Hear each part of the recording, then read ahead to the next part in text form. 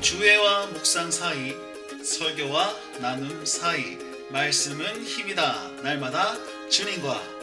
오늘 우리에게 주시는 하나님의 말씀 고린도 후서 4장 7절부터 15절까지 말씀입니다. 7절 말씀에 보시면 이 보배를 질그릇에 가졌다라는 것으로 말씀을 시작하고 있습니다. 자, 그렇다면 보배는 무엇입니까?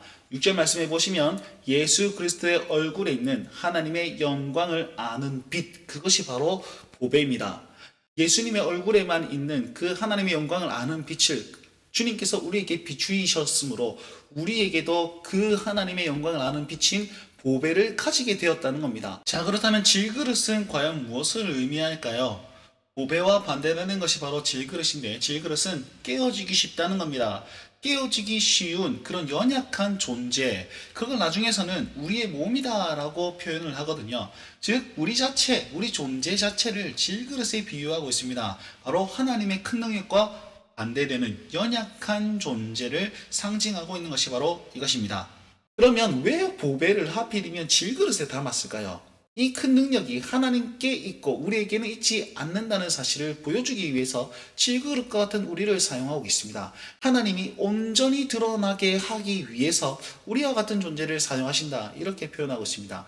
그럼 다른 말로 하면 우리가 연약하면 연약할수록 하나님이 더욱더 영광스럽고 하나님 큰 능력이 있으심이 계속 드러나게 된다, 이렇게도 말할 수 있겠죠. 그래서 우리의 약함으로 말미암아 하나님의 큰 능력이 드러난다라는 그런 삶이 사도 바울과 함께 우리에게도 적용된다는 사실을 기억하셨으면 좋겠습니다.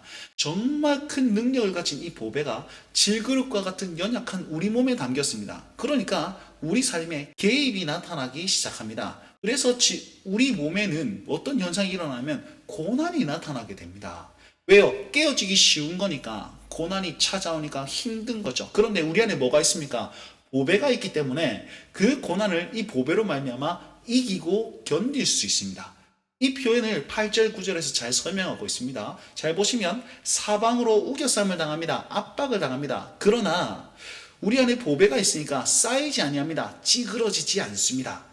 자, 우리는 연약한 질그릇이기 때문에 답답한 일을 당하기도 합니다. 그런데도 불구하고 보배가 있기 때문에 낙심하지 않습니다. 그리고 박해를 받아도 우리 안에 보배가 있기 때문에 우리 존재 자체가 하나님의 것이기 때문에 버림받지 않고요. 거꾸로 뜨림을 당한다. 무력 때문에 힘들고 상처받고 괴롭히고 부상당합니다. 그럼에도 불구하고 망하지 않는다. 소멸되지 않는 존재가 우리입니다. 자, 왜 고난을 당합니까? 질그릇이기 때문에. 근데 왜 이길 수 있습니까? 이 하나님의 큰 능력을 가진 보배가 있기 때문에 그렇습니다. 자, 그래서 10절 말씀에는 이것을 종합해서 이렇게 얘기하는데, 우리가 항상 예수님의 죽음을 몸에 짊어지고 있다, 이렇게 얘기를 하죠.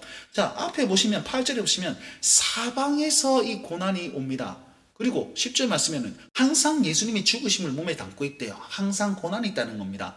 그리스도인이라면 당연히 이런 것이 있다라는 사실을 사도 바울은 이렇게 얘기를 하고 있습니다. 자, 그러면 항상 예수님의 죽음을 몸에 짊어지고 있으면 어떤 현상이 일어나냐면 죽을 것 같은데 죽지 않고 예수님의 생명 또한 우리 몸에서 나타나게 되더란 말입니다. 살아있는 우리가 항상 예수를 위하여 죽음에 넘어짐은 예수님의 생명이 우리 죽을 육체에 나타나게 하기 위해서 우리가 이 고난을 감당하고 있습니다. 그러면 결론적으로 어떻게 됩니까? 12절 보시면 그런즉, 결론이죠. 사망은 우리 안에서 역사하고 생명은 너희 안에서 역사하느니라, 이렇게 말합니다. 아니, 잠깐 보세요. 우리가 열심히 고난을 받았으면 내가 좀 생명을 누리고 내가 좀 잘 돼야 될 거 아닙니까?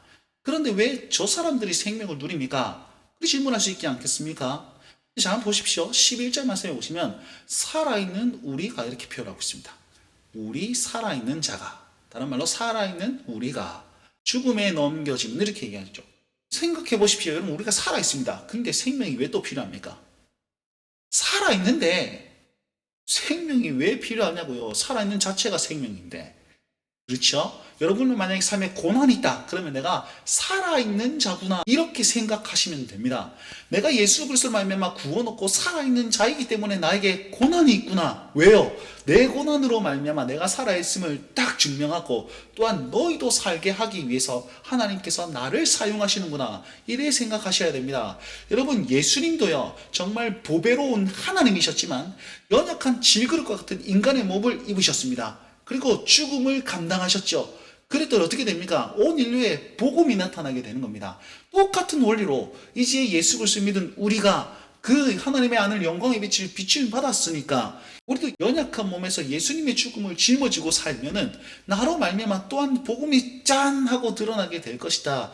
이것을 하나님께서는 가르쳐 주시고 이 삶을 살아라고 사도 바울을 통해서 우리에게 이 말씀을 주고 계시는 겁니다. 자, 여러분 고난이 있을 때 꼭 기억하십시오. 내가 살아있기 때문에 감당하는 것이구나. 그리고 이것으로 말미암아서 하나님 또 다른 빛을 다른 사람에게 비출 것이고 생명을 이어갈 것이구나. 이렇게 기대하셨으면 좋겠습니다.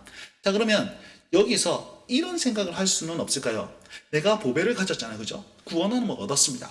그러면 나는 이제 잘 됐으니까 나는 이제 가만히 있어야지. 이거 내가 누리면서 내 천국 갈 때까지 행복하게 살 거야. 이렇게 생각할 수 있지 않겠습니까? 그래서 13절에 이렇게 말하고 있습니다.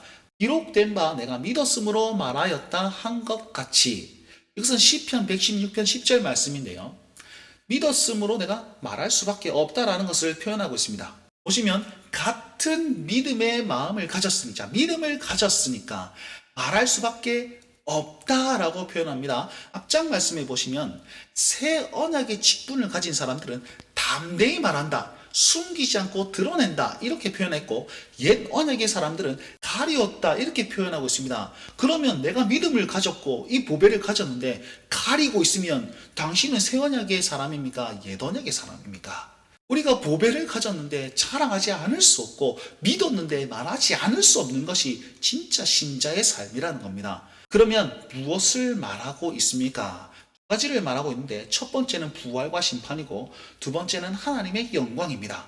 14절입니다. 주 예수를 살리신 이가 예수와 함께 우리도 다시 살리고 그리고 너희와 함께 이제 우리를 살렸는데 이제는 누가 포함됩니까? 너희도 포함됩니까? 너희도 우리와 함께 그 앞에 서게 하실 줄 하나님께서는 그 종말의 때에 이 일들을 다 행하실 것이고 지금도 자기 백성으로 칭하여 주실 것이다 라는 표현을 이렇게 했습니다. 부활과 자녀 삼으심 혹은 심판을 얘기하는 것이죠.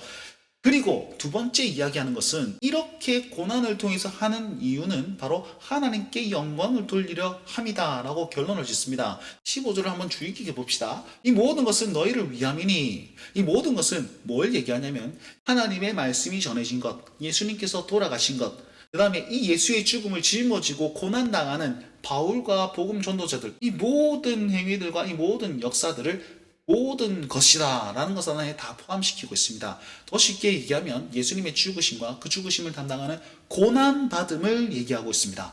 그 고난받음을 너희를 위함이니 이는 많은 사람들이 감사로 말미암아 은혜가 더하여 넘쳐서 이렇게 얘기합니다. 하나님께서는 이 고난받음을 통해서 은혜를 넘치게 합니다. 이거 하나님의 의도입니다. 하나님께서 은혜를 이렇게 넘치게 하셨습니다. 그러니까 이 은혜를 현실로 받아들이는 방법이 있는데 그건 뭐냐면 감사라는 것이죠.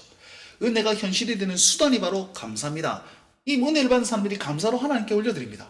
여보세요. 하나님께서 내려주시고 우리는 올려드립니다. 하나님과의 교제가 원활하게 된다는 겁니다. 그럴 때 어떤 일이 일어납니까? 하나님께 영광이 되더라는 겁니다. 다른 말로 하면 넘치는 은혜의 목표가 바로 하나님의 영광이다 라고 표현하고 있습니다. 이 하나님과의 온전한 관계가 유지되니까 하나님께서는 영광을 받으십니다. 사도 바울은 이것이 목표다, 이것이 우리가 감당하는 목표다라고 얘기를 하고 있죠. 여러분 우리의 삶이 질그릇 것 같다고 낙심하지 마십시오. 우리 안에 보배가 있습니다. 질그릇 것 같아서 우리가 고난을 당할 수 있으나 그럼에도 불구하고 보배로 말미암아 견딜 수 있고 이길 수 있습니다. 그럴 때에 다른 모든 사람들은요 은혜를 알게 되고 그들이 감사하게 되고 그러므로 말미암아서 하나님께서 영광을 받으실 것입니다. 우리가 질그릇과 같은 존재이지만 그 놀라운 일들의 도구가 되고 동력자가 되는 겁니다. 여러분 신자들은요 이런 삶을 행복하다라고 고백합니다. 우리 삶에 이 행복의 일들이 나타났으면 좋겠습니다. 오늘 하루 살아가는 동안에 내가 이 보배를 어떻게 드러낼까? 내가 믿었음으로 어떻게 말할 수 있을까? 고민하시면서 하나님과 동행하실 수 있는 운동원들과 우리 성도님들 되셨으면 좋겠습니다. 오늘도 주님과 동행하십시오. 날마다 주님과